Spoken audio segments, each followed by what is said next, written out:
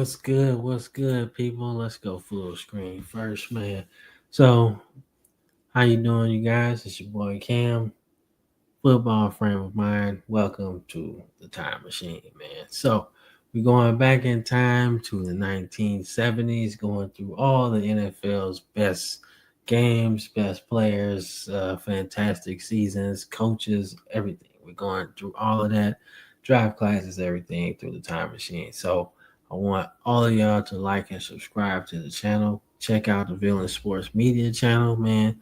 Check the ticker below to check out all of our other platforms if you're not into the YouTube thing.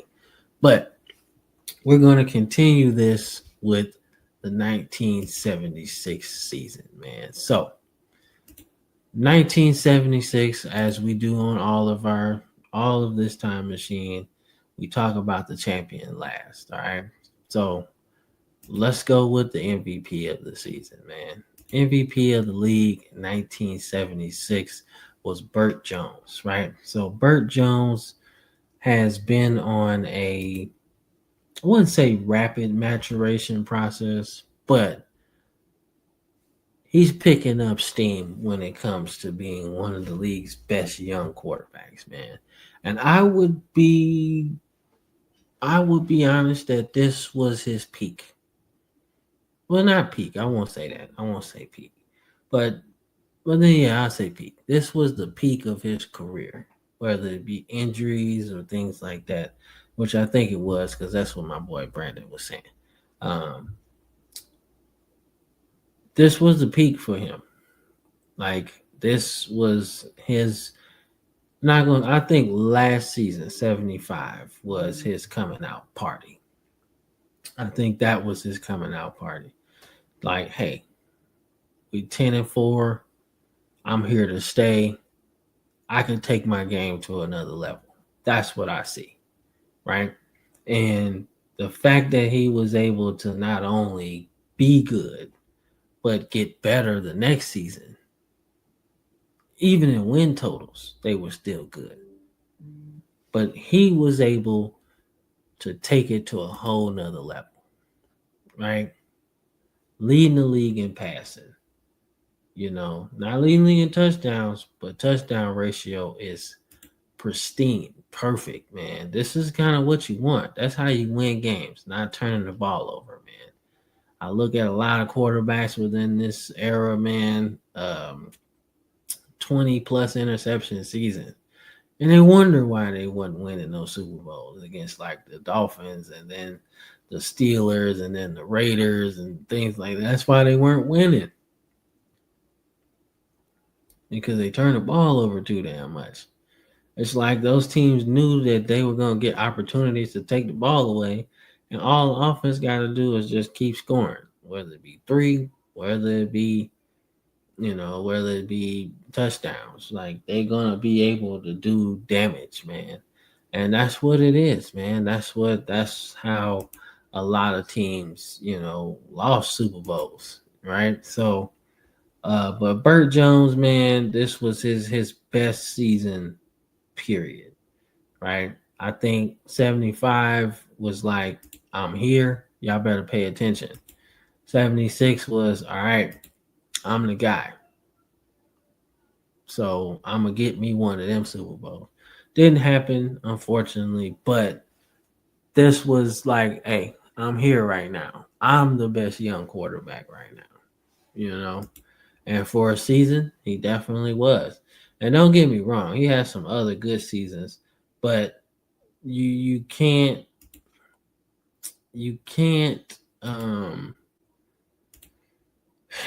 it's hard to goddamn, I'm trying to think about it. It's hard to think about winning per se without your starting quarterback, man. And that's just tough. That's just what it was, man.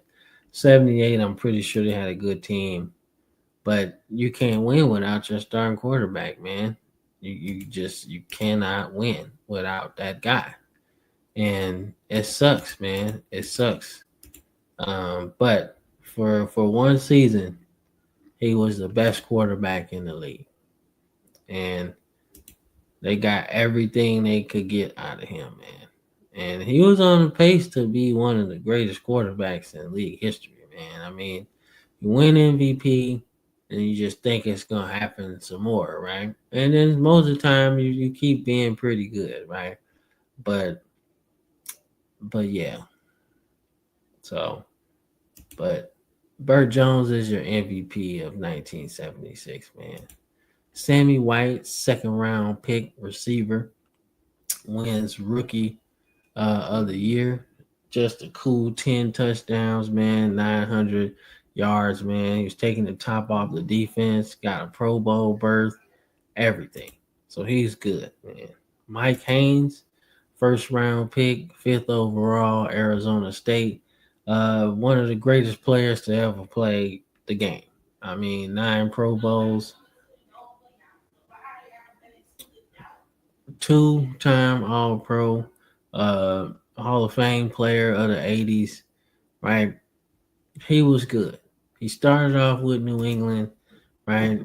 New England, you know, had a pretty good season in 1976, man. I mean, they got to the playoffs, man. They were top 5 offense and top 15 defense. So they had a good season.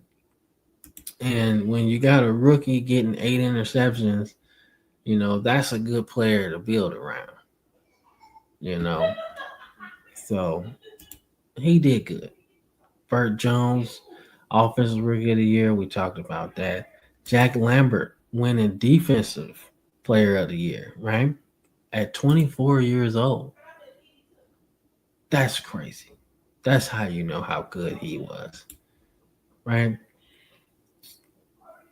Defensive Player of the Year at 24 is diabolical, man. Fumble recoveries, sacks, interceptions. He did so good, man. Like he was really, really good.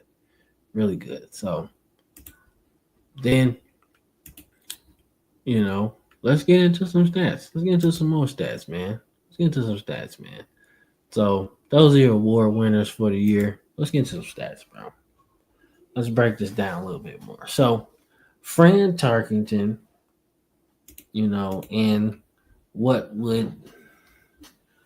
would start to kind of slow his career down a little bit, but still effective, still a scrambler, right? Still a scrambler, sorta, but still one of the best quarterbacks in the league. Jim Hart, taking full advantage of Don Coryell's offense and just continues to pass the ball, like just throw the ball around. He is having fun with this shit, and it's working. Now, obviously, not so much, right? Like we're gonna get into some names on here when we get into the standings a little bit, right? But um, I gotta talk about Ken Stabler, man. Ken Stabler probably should have won MVP. He had a case for it. The Raiders were very good. He was very good. Interceptions are a little high, but damn it, he was balling out, man. Passer rating looking good. Like, I mean, for real, he got more touchdowns than Burt, right? Yards per attempt, yards per game, passer rating. So he had a shot. I just think Burt Jones was a little bit more crisp in terms of everything. Like all of it put together, he was just a little bit more crisp, man. But Ken Stabler was in his damn bag in 76, man. He's still 31 too. Roger Staubach, obviously, but Roger Staubach is like 30 at this point because he had missed some time because of military service and stuff. So he didn't get a shot too. But Dan Fouts is awakened. He's awakening a little bit. And you're starting to see him figure shit out too. Right? Bob Greasy, 31, right? The team is a little older. So he having to do a little bit more than he used to, right? But Pastorini is okay. Spurrier is now with a team we'll talk about. You see Jim Zorn, right, with a team we'll talk about. Um, let's see, Billy Kilmer, still good, still playing. Terry Bradshaw, not the best season, but don't matter. He's a two-time NFL champion, so he's got a chance to figure that shit out. Pat Hayden, who's a seventh round draft pick, who became USC's athletic director, got a lot of playing time in '76. Um, in fact, he started 7 games and they won 5 of those games, right? Including making it to the playoffs. So, you know, so hold up, I gotta see something real quick. So Chuck Knox has some good defenses, bro. So 75, they were first in defense. 74, they was first in defense. 73, they were top 5 in defense. So when he got there, he changed their whole offense. Everything. That's crazy. That's crazy, bro. That's some good ass defenses, man. That's crazy, bro. They had a string of really good defenses, bro. That's pretty fucking cool. All right. Like I said, Joe Namath is kind of phasing out of the league. Joe Theismann still doing his thing. Shout out to Richard Todd. Okay, so Richard Todd, for a while, was the highest drafted Alabama quarterback for a little bit. All right, so Richard Todd, I want to say, was the highest drafted quarterback. Man, was it Mac Jones? Or am I missing somebody? Because Mac Jones went in the first round. Tua went in the first round. So maybe it was Tua. Because I don't remember nobody else being. Because McCarron was a late round draft pick, man. But for a while, though, Richard Todd was the highest quarterback taken from Alabama in a long time. That was the highest they had been in a long time. Like Joe Namath was like second overall, but that was 68 or 60 something. But Richard Todd turned out to be the highest draft pick at quarterback from Alabama for a long time. Like this is 76. So he didn't have like the best success. He wasn't like the best, like, you know, like in fact you could probably call him a bust, honestly. But I think he played long enough to the point where the bust label kind of just becomes journeyman at that point. So I think he's just a journeyman, man, at that point. But I mean, he did okay. He just interceptions were just terrible. Like he just was not an accurate quarterback, man. But they needed one. They needed one because this is you're looking at Joe Namath starting to be out of the league at this point because he's terrible. So you needed to go in a different direction at this point, right? So you go into that, shout out to Richard Todd though. This ain't no shit on Richard Todd shit, but yeah. So Roman Gabriel, right, former MVP of the '60s. This is one of his last seasons, man. Like the next year, he's just a backup. But he do what he gotta do, man, and play some games. Earl Morrow, 42, still with the Dolphins, doing his thing. Let's see. Anybody else in there? Yeah, Sam White. Yeah, Sam White. Um, he was with Cincinnati for a while. Got them to the Super Bowl. So, yeah. And I think he played with Cincinnati, quarterback too. Yeah. Yeah, he played quarterback too. So, yeah, Harold Carmichael on there.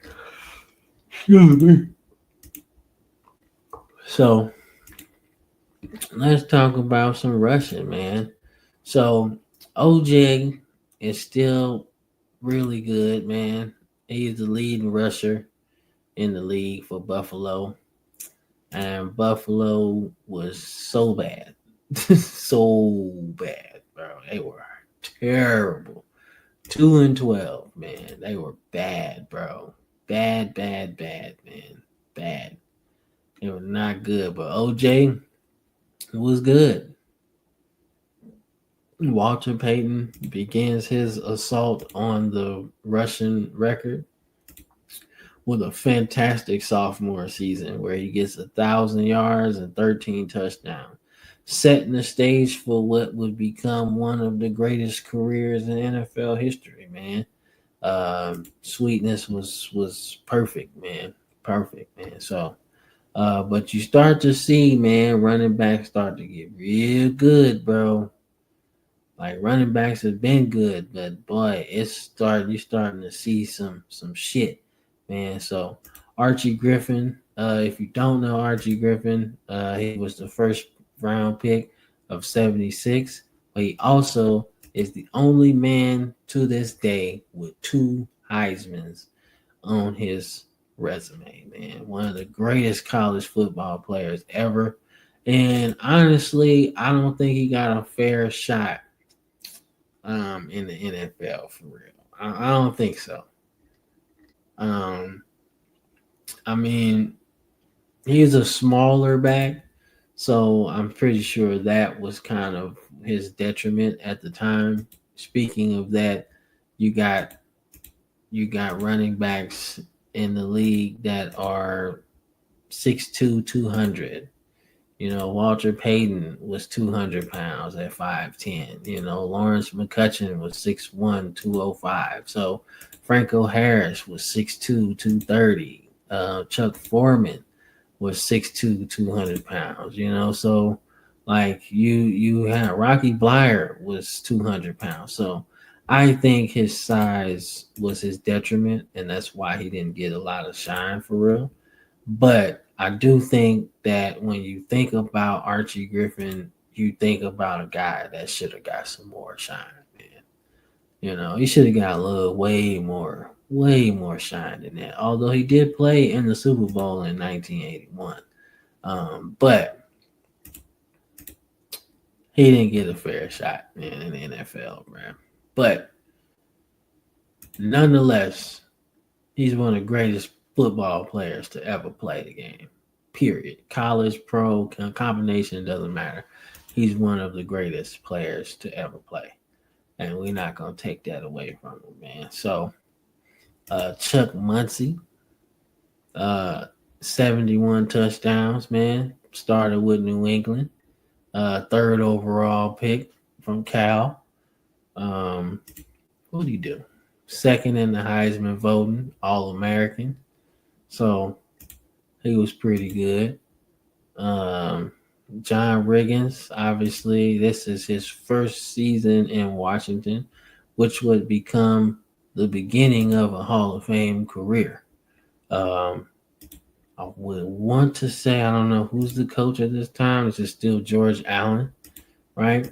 But we getting into an era when we get to the 80s.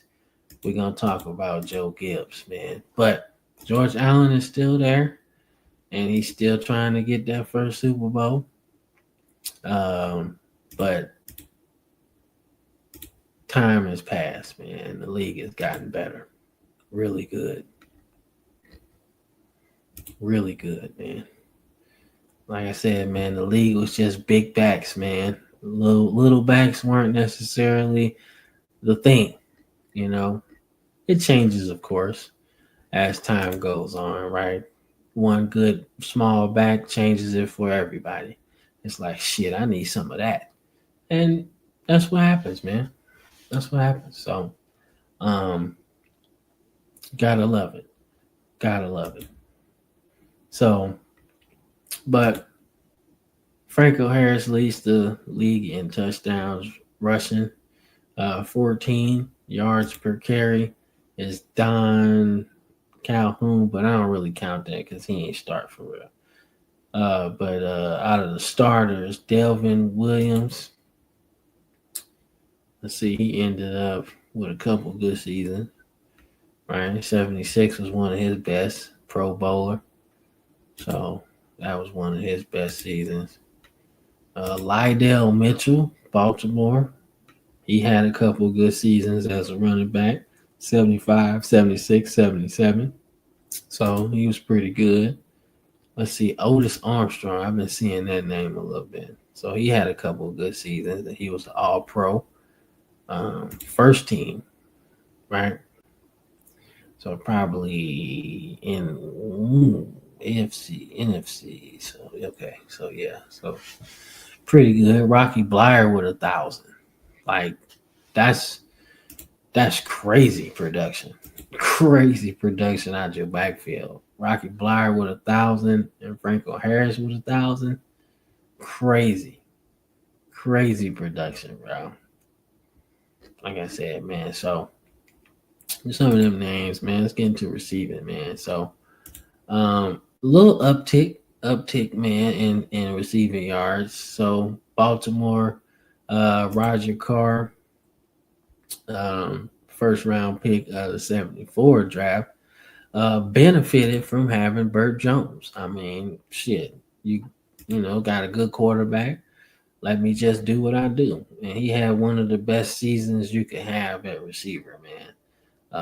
To get 1,000 yards in 14 games, man, with 25, 20, almost 26 yards a catch, is pretty nasty, man. That means they couldn't cover him. Short, long, intermediate, sideline, screen plays, it don't matter. He was getting busy, and he was getting busy on everybody. So you gotta love that shit. Love that shit, man. Cliff Branch ended up winning, getting first team All Pro though, because he had 12 touchdowns. Right, that was so close in everything.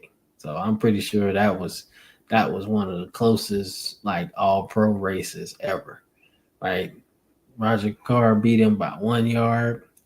He beat him in yards per reception, but Cliff Branch had more touchdowns, but they tied in yards per game. Nasty work, man. Charlie Joyner obviously spent time in Houston in the AFL. He spent time with Cincinnati, but now he's in San Diego, right? Now, don't get it twisted. Don Coryell's not there yet. But when he gets there, was that 1979? That was his first season. When he gets there, you see what happens to Charlie Joyner.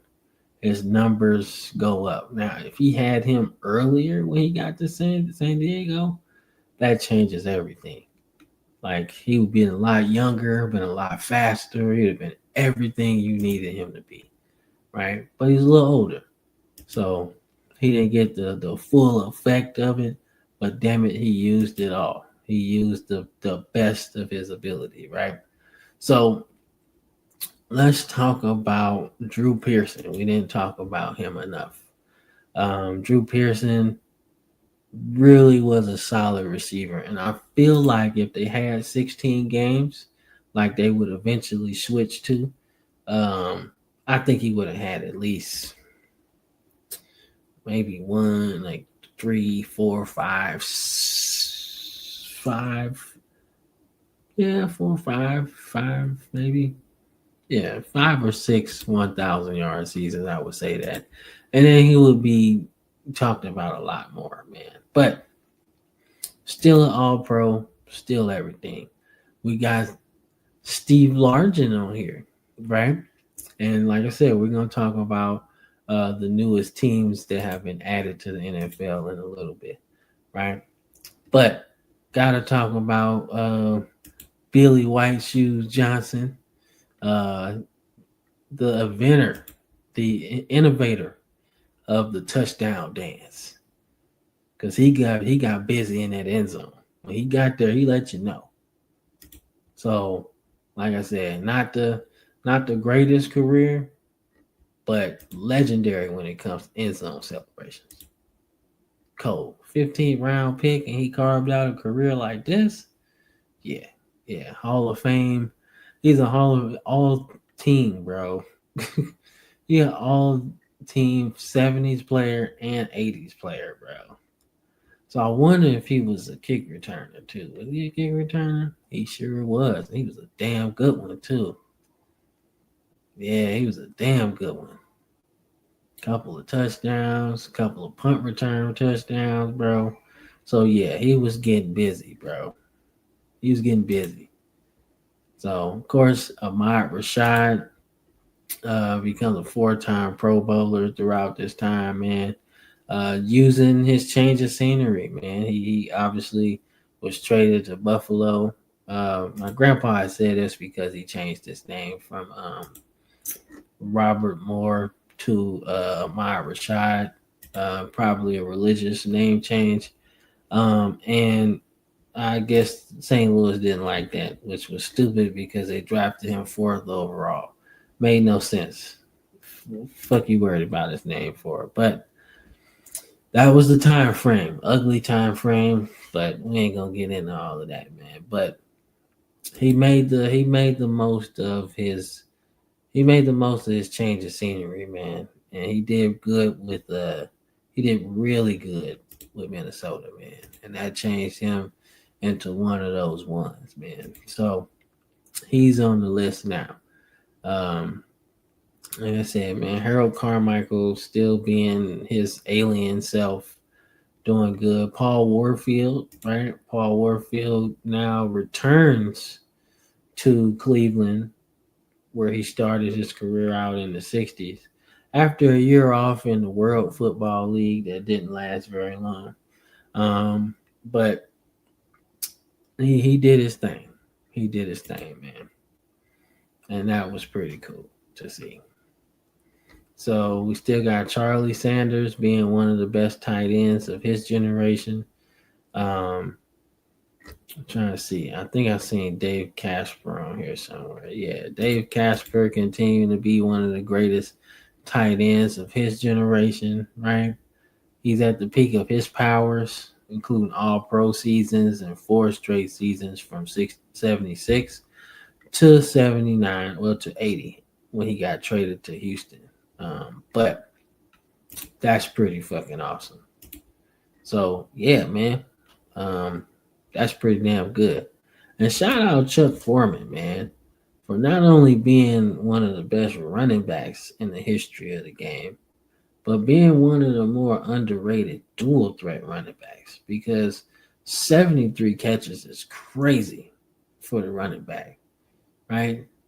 Like he was doing work out the backfield, right? So, and he went to Miami too. So he's all about the U. So his son was Jay Foreman. That's pretty interesting.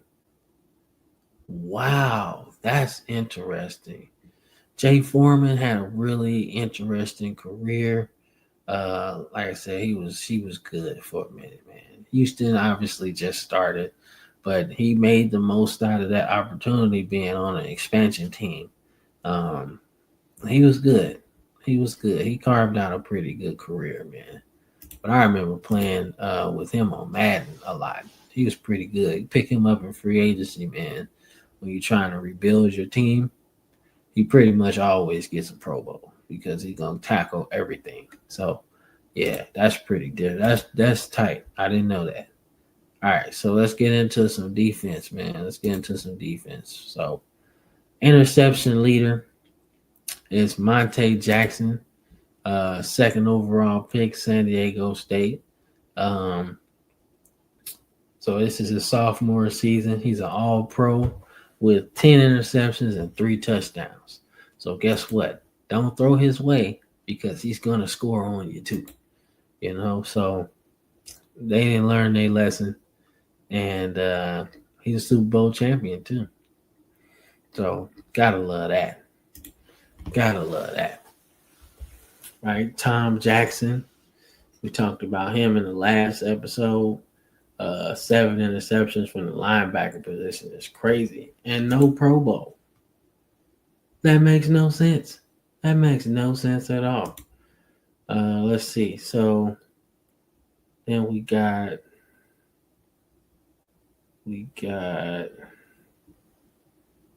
Roger Worley with 4 at 29. Let's see. Charlie Waters with 3. He was good with the Cowboys. Uh, Mel Renfro, 35. He's still doing his thing. Lynn Barney, 31. Yeah, Willie Buchanan, Jack Ham, Paul Krause with 2. So yeah. Let's see some sacks, man. So Coy Bacon, unofficial, sacks unofficial yet. But according to the numbers, he had 21 and a half sacks. 21 and a half. And at this point, you know, like he ain't getting no love. He with the Rams. He with the Rams getting 11 sacks, 11, 10, right? And then get 21 at 34 years old, man. And I don't think he was drafted. He wasn't drafted at all. But he was on the Rams in 69, man. That's crazy. That's crazy. And that was Roman Gabriel's MVP season. And I think they still had Deacon Jones as well, right? So yeah, man. Coy Bacon, man. That's what's up. 21 and a half sacks, man. He just kept going. Washington, he was pretty good, right? I would venture to say Coy Bacon was probably one of the greatest undrafted players ever, man. If I'm seeing this right, no draft, no nothing, 26 years old. So they just signed him out of Jackson State, and he was one of the best undrafted players ever, man. That's crazy. See, that's why we go through the time machine, bro. That's why we go through the time machine to really see things that nobody talks about. I've never heard about Coy Bacon at all. And that's probably because sacks weren't official. But now you watch this, you know about Coy Bacon, man. 21 and a half sacks, man, in 1976. Unofficially led the league. Alan Page with 18. Tom Hart, man, 32 with 16, right? He had 17 and 72, right? So he's a San Francisco 49ers legend, right? He had a lot of production there. Jackie Youngblood continuing to do Jackie Youngblood things. I mean, like, and that's not even his best season yet. But oh boy, he's going to get there. And he's picking up steam too, man. 150 sacks, bro. That's crazy. Claude Humphrey fighting through some rough teams, coming back from a knee injury in 75 to get 14 sacks, man. Um, really good. And he ain't even done yet. That's the thing. He ain't done yet. He ain't done. John Dutton, he had a lot of sacks one season. Yeah, 75. He had 17. And then after that, he just kind of fell off a little bit. But he had a lot. Yeah, Matuzak, he's on Oakland now. And he got 9. Yeah, Bob Bell, Randy Gradishier. We talked about him. Me, Joe Green, 30 years old, 2-time Super Bowl champion now, right? So he's pretty good. We're gonna get into those names. Leroy Selman, remember that name? Remember that name. Let's see. Anybody else that got a little shine? Merlin Olsen still playing 36. Shout out to Merlin Olsen, man, Utah State. Um, he was really good. So, all right. So now that we've gotten through the award winners, we've gotten through the stats, let's talk about the standings, man. Let's talk about what's changed in the NFL in 1976, man. We could talk about rules and stuff like that, but that's not too deep down the rabbit hole, but that's definitely deep down the rabbit hole, man. But let's talk about the standings, man. So we have two new teams in the NFL this year, right? 76 begins the NFL journey of two pretty good franchises nowadays, right? But let's talk about them. So the NFL in 1976 welcomes the Tampa Bay Buccaneers and the Seattle Seahawks, both expansion teams and both garbage. Gotta be honest, they both was bad. One was worse than the other one, though. The Buccaneers was rough. Oh my God, the Buccaneers were so bad, man. Seahawks at least got 2 wins that season. So let's start with Seahawks, right? So the Seahawks, um, Lloyd Nordstrom is the principal owner. He was a principal owner for 12 seasons, um, and saw them through some success and saw them through some failures, man. But saw them through their successful 80s runs, as the league expanded more and they end up getting the wild card and things like that.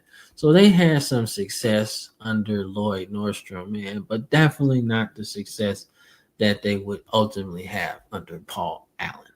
So, but Lloyd Nordstrom saw them through their infancy and their NFL journey, and 76 was okay. I mean, Jack Patera saw them through some tough times, some winning seasons, but the wild card wasn't available at that particular time. So they couldn't really get in there, right? And getting fired, but he saw them through some rough times, man. And he built them up, and that's basically what happened with the Seahawks, man. But I want to go a little bit deeper. I want to go a little bit deeper into like their schedule and stuff, right? So fitting that one of their wins this season was against a team that lost all of their games, and that was the Tampa Bay Buccaneers. And then fitting that they win against the Falcons, who also did not do very good that season, right? Um, they got destroyed by the 49ers. They got not destroyed. I wouldn't say that. They didn't get destroyed by them, but they got destroyed by Washington, the Cowboys, the Lions. They actually beat the Falcons pretty good.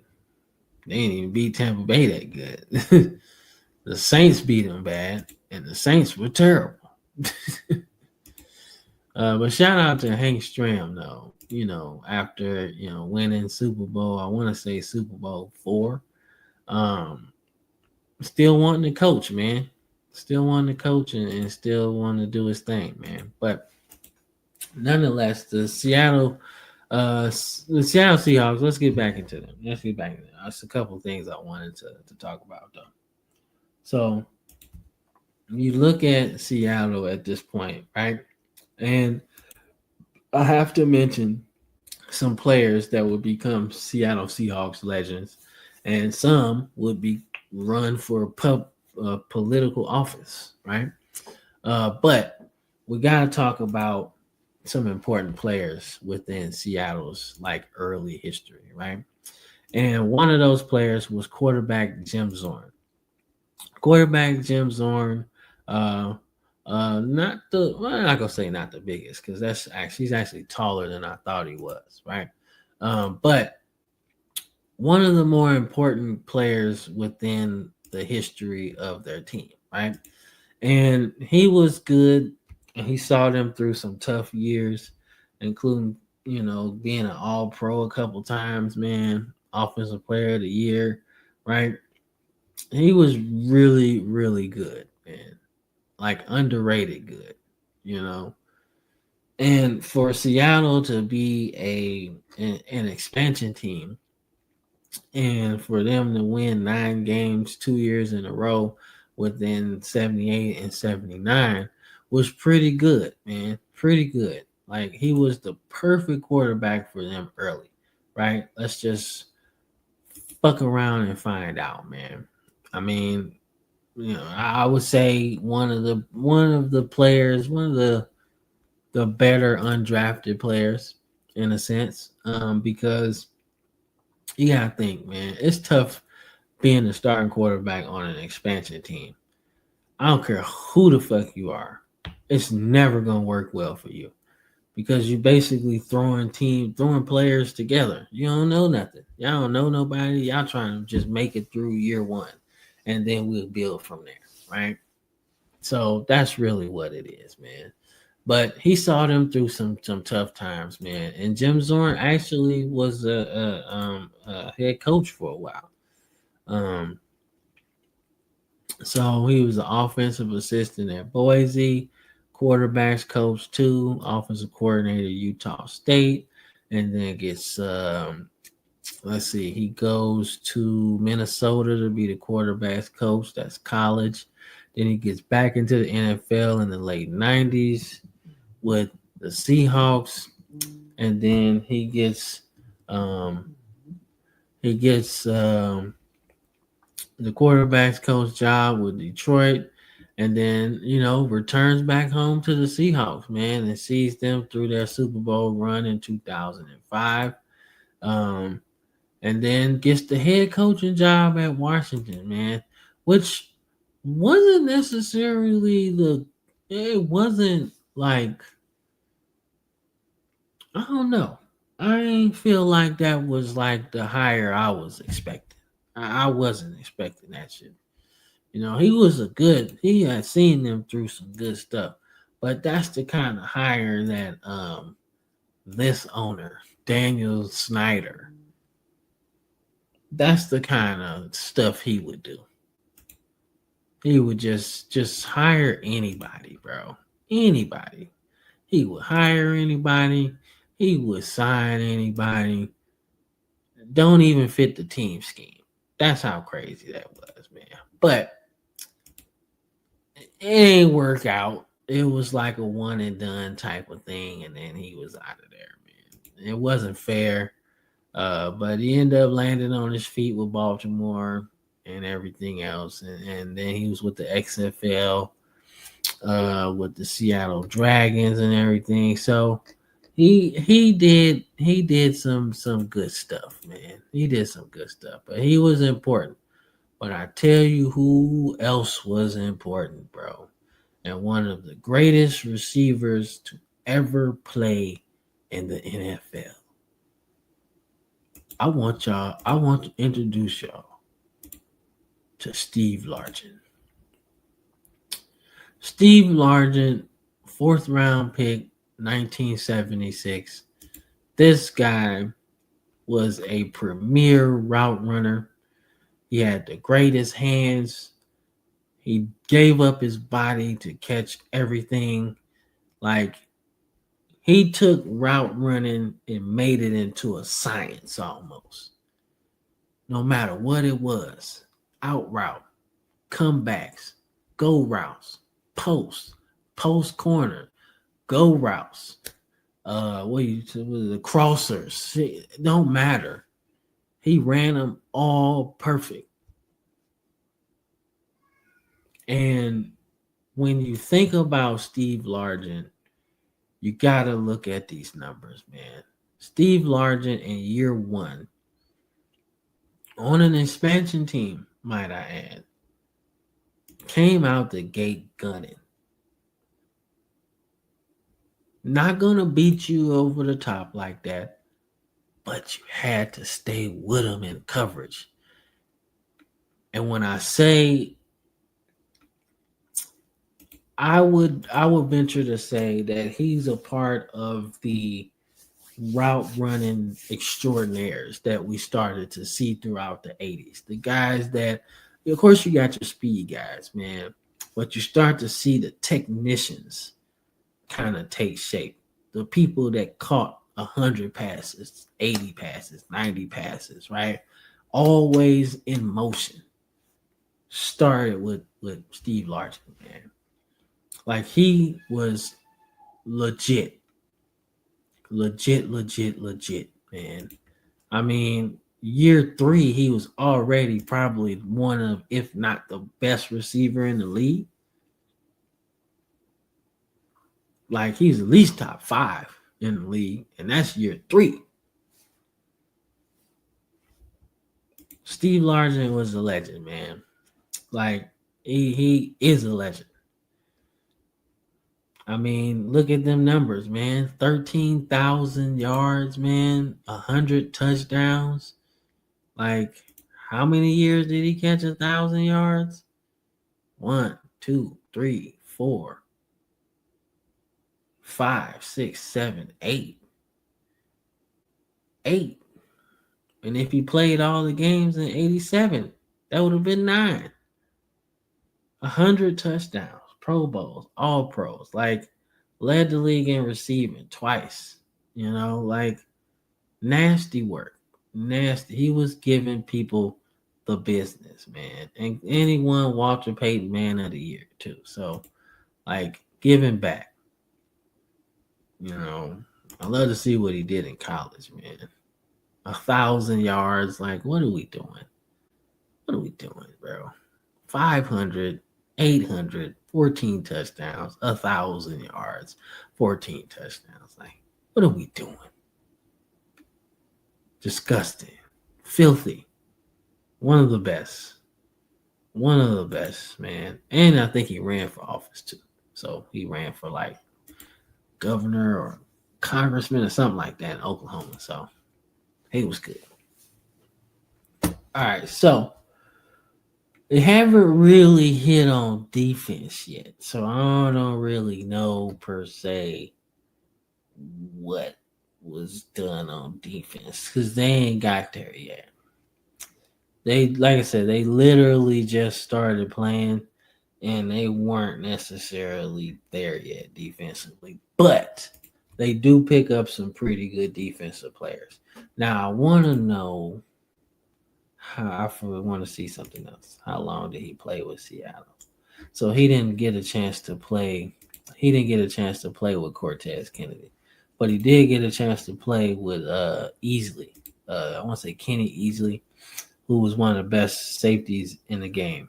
And I think his career was cut short because of injury, but he had a good run, really good run. So we're gonna talk about that when we get into the 80s. But Steve Largent started, the new era of Seattle football, man. And technically they were a new team anyway, but he was the face of the franchise, man. And he got them through some tough times, man, with his electric route running and his, willingness to really give his body up to really win some ball games, man. And for him being, as small as he was, he played a whole lot bigger than what you think, man. And I love that shit. So shout out to Steve Largent, man, Hall of Fame. Shout out to Jim Zorn, man. Like saying, fuck it. We gonna suck, but we gonna give it our all. And I like that shit. So, like I said, man, that was the good per se expansion team. But let's talk about the other expansion team. So the other expansion team in 1976 was the Tampa Bay Buccaneers, coached by John McKay, um, who had a pretty good run in college. I want to say, yeah, at Southern Cal. Now I'm not sure what I'm not sure. Hold up, I gotta see some shit. But I want to say he's responsible for having at least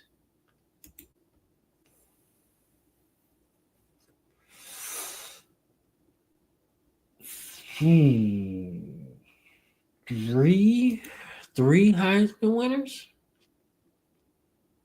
Three, because Mike Garrett won a Heisman, 65. OJ won the Heisman, 68. And if I'm not mistaken, Ricky Bell won a Heisman. No, he did not. He finished third in the Heisman in 75, though. But that was Archie Griffin, okay. But Ricky Bell was like the first overall pick, though. So, yeah. So, you got some Rose Bowls. I don't know. Dang, I don't think he got. Did he get a national title? No. No, he didn't get no national title. But they lost in the bowl game, so no. I don't think he got no national title though. Coach of the year though. Bowl wins and shit. But um yeah. Ron Uri, one of the best. Lynn Swan, one of the best. Yeah. Yeah, but I remember Ricky Bell. I thought he had won a Heisman, but he didn't. But yeah. But John McKay, took on the challenge. And the challenge was trying to start something with the Buccaneers. I mean, like trying to build him a team. Um, trying to build him a team, man. I love this logo though, man. Oh my god, that's chef's kiss. I love it. I love the uniforms too, to be honest with you, man. They were slick. Team was bad, but still good though. You know. And there's a notable name on this staff as well. That is Wayne Fontes. Wayne Fontes coached the Lions when Barry Sanders was there. Also drafted Andre Ward and didn't play him. Like I chose to play Scott Mitchell. Like we'll get into that shit, but that shit was horrible. It's like why would you do that? Anyway, neither here or there. But Hugh Cloverhouse, like everybody in their right mind, says that he was one of the worst owners in the history of sports, damn near. And I tend to agree. tend to agree. So we'll get into a lot of what happened with them per se, specifically in '79. But he wasn't that good, bro. But they lost every game this year. They did. They lost every game, and Steve Spurrier was the head. Was the quarterback. It wasn't good, but he definitely wasn't bad either. But like, come on, man, it's an expansion team. You ain't gonna be able to do shit. Um, so let's see. So they weren't they weren't good, man. They weren't good, but there was important players on this team, right? And one of those important players, we'll go back down to defense, was Leroy Selman.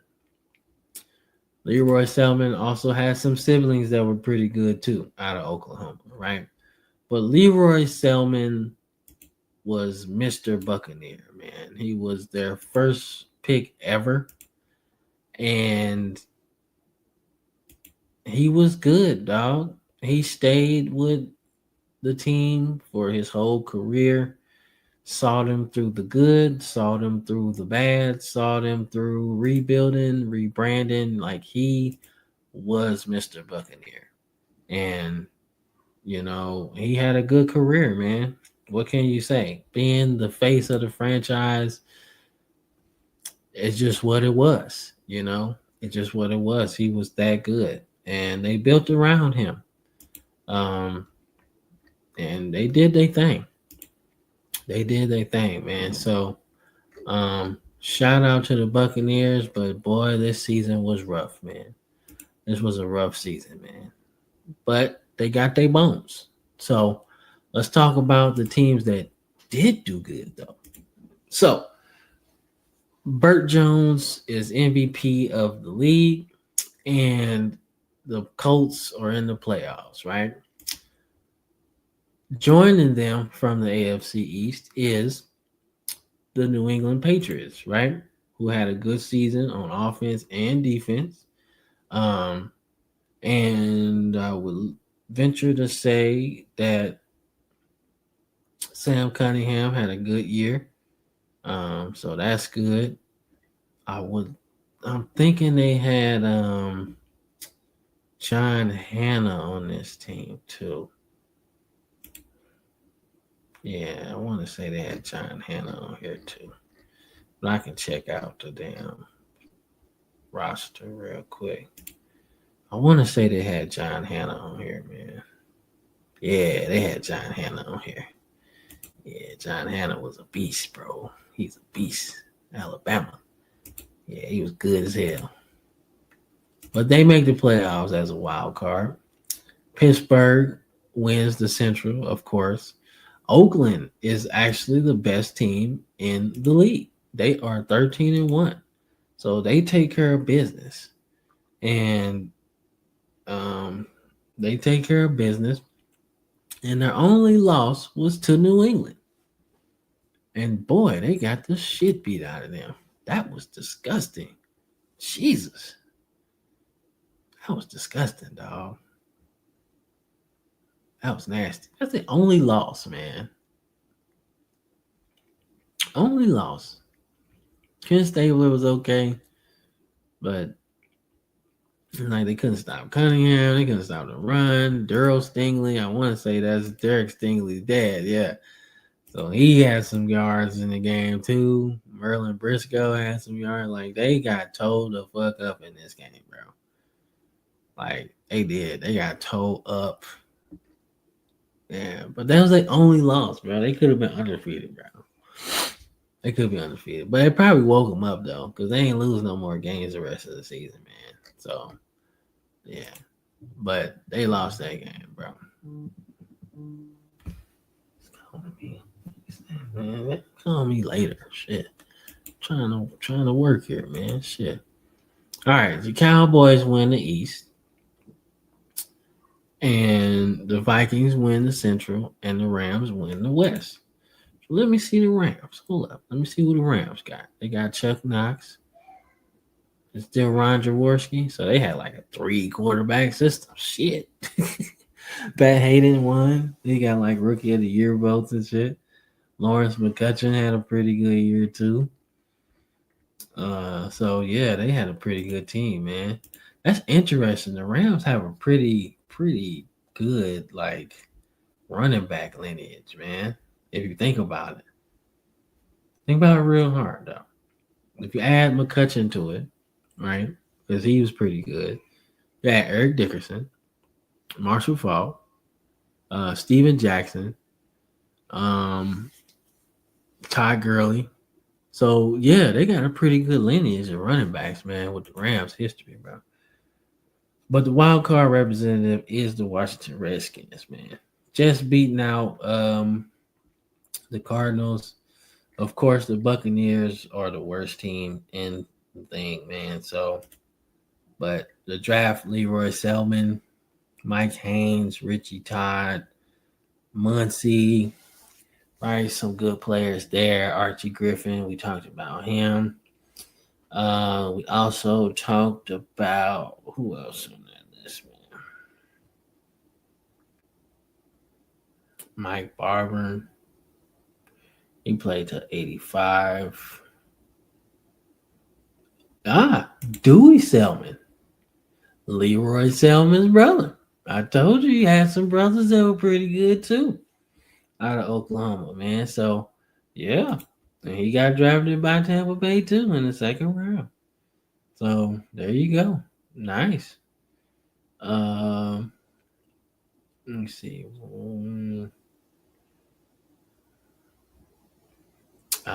So the Giants begin their run. The Giants start to see some names on here. So Harry Carson, who became one of the greatest linebackers to play this game, was drafted in 76. They ended up drafting some other guys that become very good too. But you can see they starting to figure some shit out in New York, man, after years of not doing shit. So, all right, we starting to see a change, man. Obviously, Steve Largent, we talked about him. So, yeah, man. Yes, sir. So, I like seeing shit like that. All right, so let's get it. Let's get it. Let's talk about this playoffs, man. Let's talk about this playoffs. Let's get there.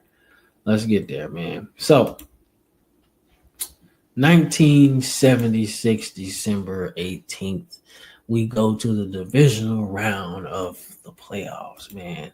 We have the Washington Redskins taking on the Minnesota Vikings. This was a bloodbath, man. It was nasty. The Redskins really couldn't do nothing. They couldn't stop the run, and they couldn't run their damn self. This was done. Billy Kilmer, one of the most underrated quarterbacks of his generation, but he won a lot of games, but didn't do enough. And they got torched in this one. 35-20. Nasty, nasty work, man. Vikings move on to the next round, man. So, Oakland seemed to have trouble with the Patriots this season because not only is that they only lost this season, they struggled to win this motherfucking game, bro. This game was lit. Oh my God, this game was lit. Okay, so hear me out. So you got Chuck Fairbanks, right, going against John Madden, who at this point he's had some rough playoffs, right? Including losing to Pittsburgh a bunch of times and then losing to the Dolphins, right? As they continue, I think their undefeated season, right? So some playoff woes is getting our old John Madden right now, right? But 76 was different. I don't know what happened, but they won 13 games and only lost one. They was on fire, right? But New England had their number this year, and they almost got them. So let's talk about it, right? As my man Trick Williams would say, let's talk about it. So, Patriots start off the game, touchdown, 7-0, right? Then Raiders get a field goal. Ken Stabler finds the Biletnikoff man himself for a touchdown, right? So now they go into halftime up 10-7, right? The Patriots said, hold my beer. They score 2 touchdowns in the third, right? And now they up 21-10. You know, if I'm Brandon and I'm alive at this time, right? I'm happy as a motherfucker because we about to beat the Raiders and we about to whoop Ken Stabler ass, right? Knowing he's a LSU guy, right? He would probably be like, man, fuck Ken Stabler, right? Because guess what? He a LSU guy. And he like, I'm riding with Burt Jones, right? In this alternate universe, that's how Brandon would probably be talking, right? But that's why they call him the snake, man, because he wiggled his way out of this one, man. And boy, the Raiders get 2 touchdowns in the fourth, playing good defense, stopping them, and they pull it out late. Pause. I'm just playing. They pull it out late, and they get the victory 24-21, man. Interesting shit right here, bro. interesting shit right here, man. That's pretty damn cool. That's pretty damn cool, man. Kenny Stabler with a 1 yard rushing touchdown, bro, to win the game. Like, that's crazy. I wish they had the play by play on here, bro, just to see how that drive went. That shit was crazy, bro. That shit crazy. I wish they had the play by play on here, bro. That would be crazy. We got Ray Guy on that motherfucker just kicking the ball like hella far and shit. But this was a lit game, bro. I can't even hold you. All right, so Pittsburgh just dog walked the MVP of the league, bro. I'm sorry, man. That's the best I can say. Okay. I love me some Burt Jones, man, but yo, this it wasn't it, man.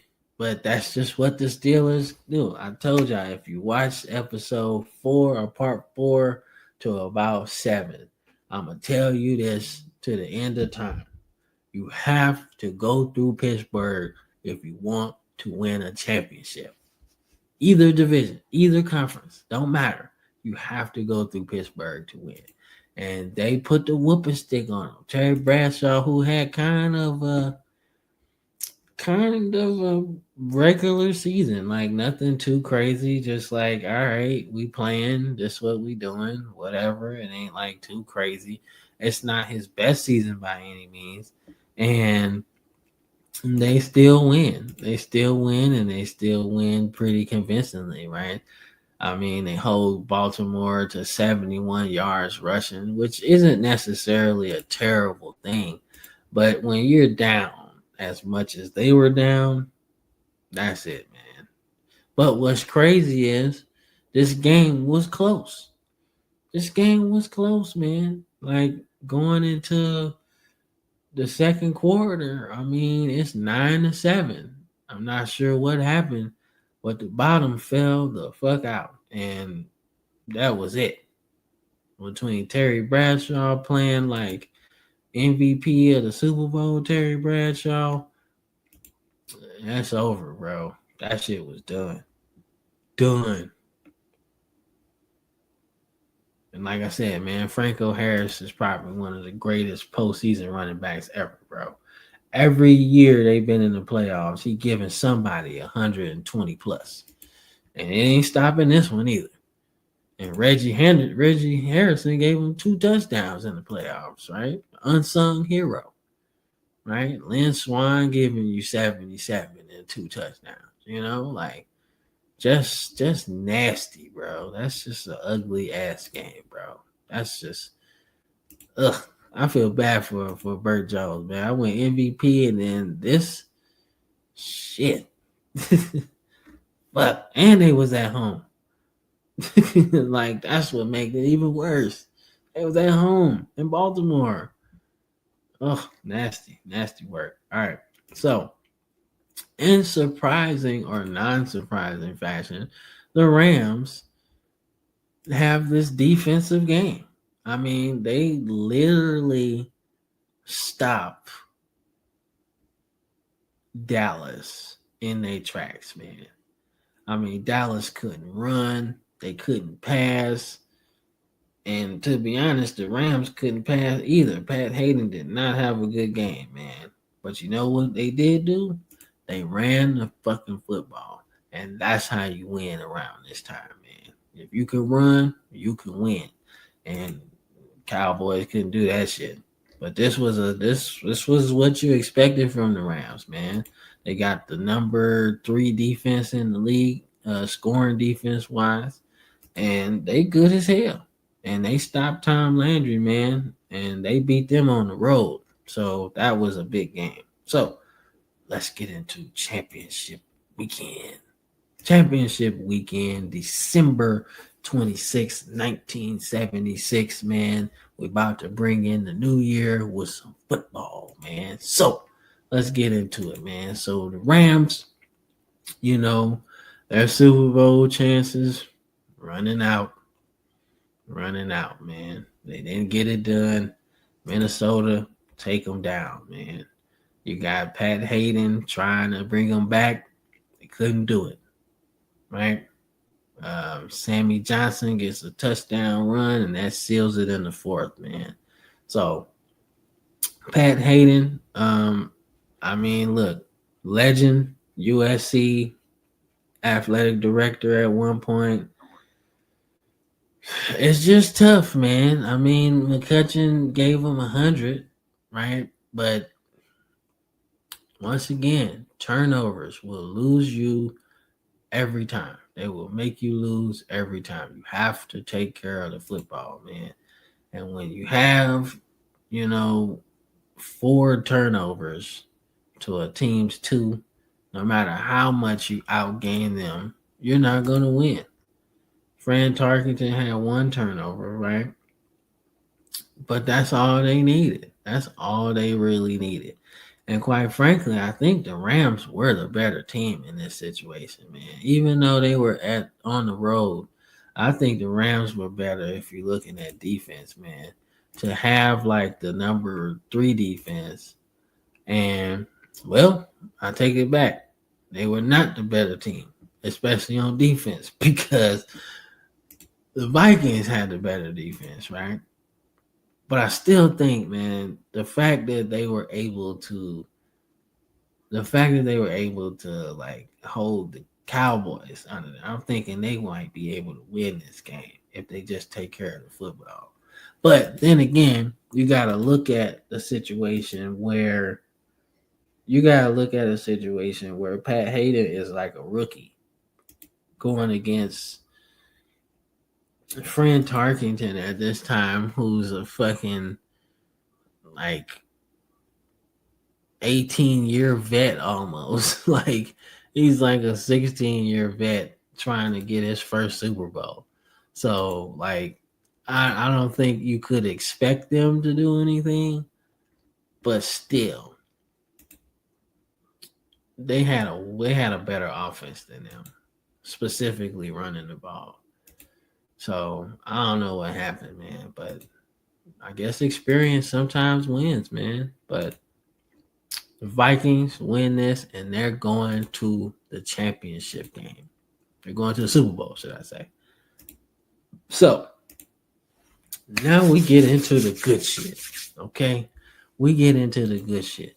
The AFC Championship game, 1976, December 26th, 1976, man. So, if you been watching the series so far, I have to reiterate, nobody wins a championship without going through Pittsburgh. Period. It doesn't matter who you are. Even if you beat Pittsburgh, you still got to go through it. And they had to beat Pittsburgh. I don't care if it's on the road or at home. You got to go through Pittsburgh. If you Dallas and you win it, the NFC, you got to go through Pittsburgh to get your championship. Don't matter, right? Somebody got to go through Pittsburgh to win. Don't matter who you are, right? And I'll refresh everybody's history just in case you didn't see the last episode, right? But the Steelers have had Oakland's number in the playoffs for a number of years at this point, right? This is the premier rivalry of this decade, right? You got the Oakland Raiders who got everything they need, but they can't seem to beat Pittsburgh. Don't know what it is. Pittsburgh just knows how to win. I think for one, it's Pittsburgh, their mindset of not turning the ball over. I think that's what gets them to beat Oakland so many times, because Oakland got Hall of Famers, Pittsburgh got Hall of Famers. So when you're not turning the ball over, that is the key to everything, right? But I say this to put this in context, all right? So Oakland loses to Pittsburgh 72, right? 73, they beat Pittsburgh, but then they lose to the Dolphins, who were the better team at that time. 74, Oakland loses to Pittsburgh, and 75, they lose to Pittsburgh, right? So this is basically what? honestly, they've lost the chance to go to the Super Bowl 3 straight seasons at this point, right? So 73, well, 2 straight, well, 3 seasons. So 73, they lose in the conference championship to Miami. 74, they lose in the conference championship to Pittsburgh. 75, they lose in the championship game to Pittsburgh, right? So the eventual champion, Oakland, has lost to because Miami won in 73. Pittsburgh's won back to back championships at this point, right? So I say all that to say that Oakland has a Pittsburgh problem at this point, right? At this point, what do you need?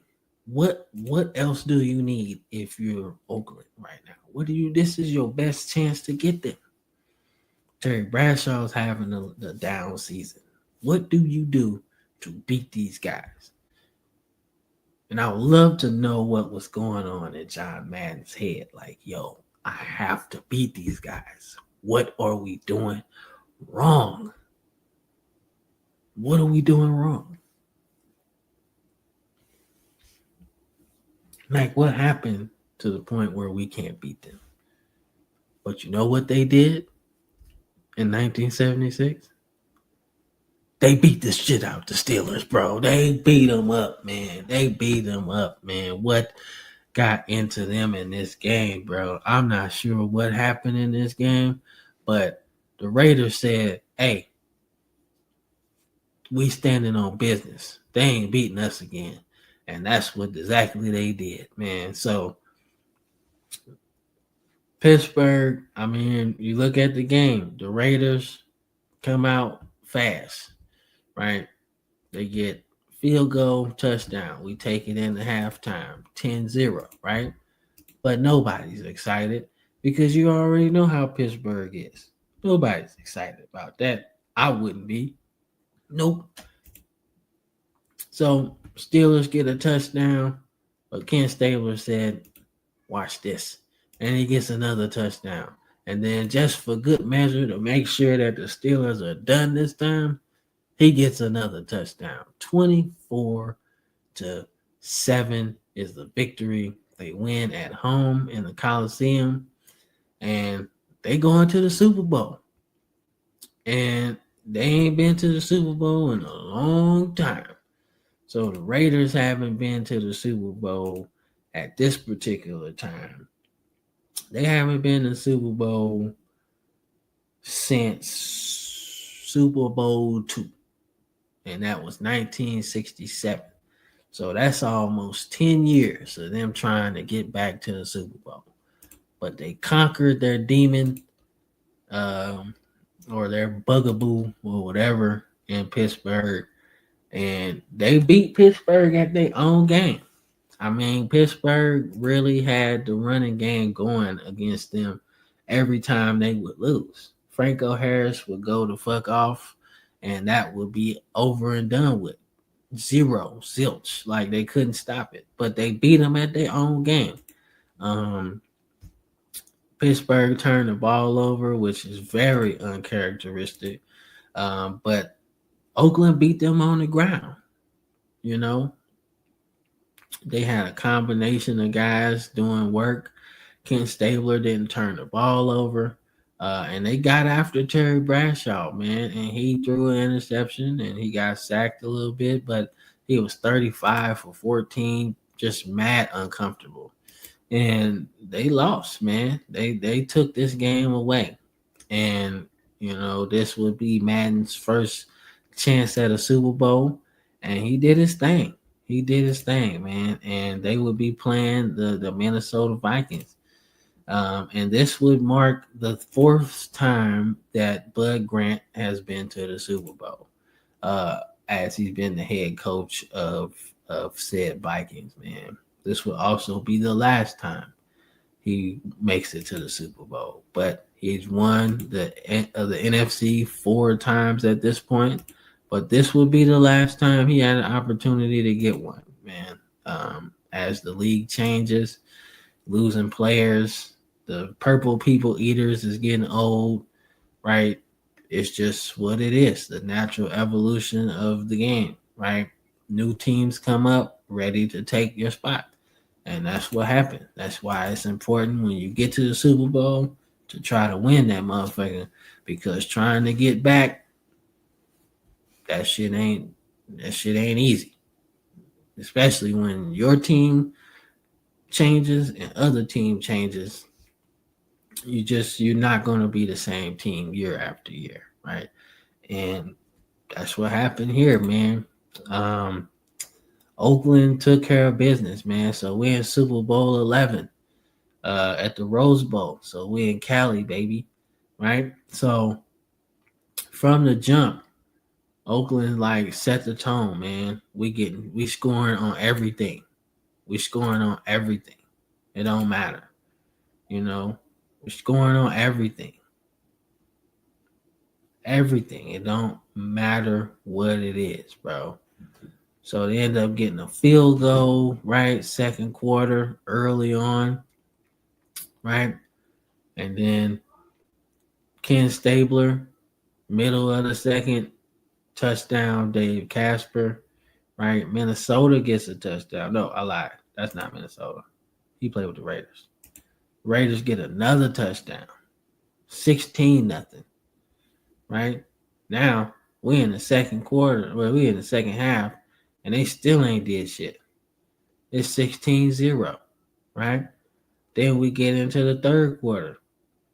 It's 19-0. Oakland is not playing with these dudes, man. Not playing. Now, Fran Tarkenton gets a touchdown, so they break into the game, but that's at the end of the third, and by that time, you just running out of time, bro. You know, and then the Raiders add another touchdown, done. And then Fran Tarkenton, and the famous play that's played on all of the NFL films, Old Man Willie intercepts the pass and runs for a touchdown. I love that shit. And he was moving too. Touchdown. And you seen John Madden jump up and down, bro. Chef's kiss. Chef's kiss, man, to cap off your first Super Bowl. And Fran Tarkenton gets intercepted, man. But it's a touchdown. And that's pretty much it, man. I mean, Oakland, what is that? Minnesota ends up getting another touchdown, but at that point it's over. It's over, man. It's over and done with. And that's done, man. Willie Brown, Hall of Famer, Oakland for a long time. And he finally got to see it all, man. Although he did win an AFL championship, though. But still counts. Like, you got a Super Bowl, bro. But this was nasty, man. I mean, Minnesota, like, in every Super Bowl that Minnesota has lost, man. So they just were not the better team, bro. Like, I can't say they just got beat, man. I mean, the Chiefs got them and they couldn't run the ball, right? Then you go to 73.